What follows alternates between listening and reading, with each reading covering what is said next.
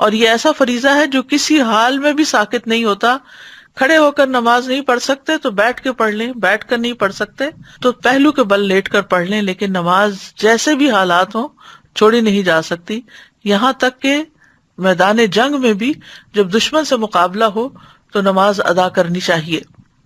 اللہ سبحانہ وتعالی روزانہ 2 بار فرشتوں سے بندوں کی نماز کی خبر لیتے ہیں، عصر کے وقت اور فجر کے وقت، جب فرشتے تبدیل ہو کر جاتے ہیں اور وہ نمازوں میں ہی آ کر بندوں سے ملتے ہیں.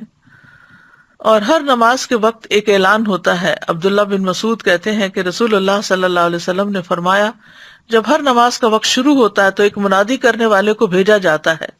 وہ کہتا ہے، آدم کے بیٹو اٹھو اور اس آگ کو بجھاؤ جو تم نے اپنے نفسوں کے لیے جلائی ہے. تو وہ کھڑے ہوتے ہیں اور وضو کرتے ہیں تو ان کی آنکھوں سے ان کے گناہ جھڑ جاتے ہیں. جب وہ نماز پڑھتے ہیں تو سابقہ نماز کے درمیانی وقفے میں ہونے والے گناہ بخش دیے جاتے ہیں، یعنی پچھلی نماز اور موجودہ نماز کے بیچ میں جو غلطیاں ہوئی ان کو معاف کر دیا جاتا ہے. اور یہی معاملہ پھر عصر کے وقت ہوتا ہے، اور جب مغرب ہوتی ہے تو یہی معاملہ پیش آتا ہے. جب عشاء کا وقت ہوتا ہے تو اسی طرح ہوتا ہے. جب لوگ سوتے ہیں تو وہ بخشے ہوئے ہوتے ہیں.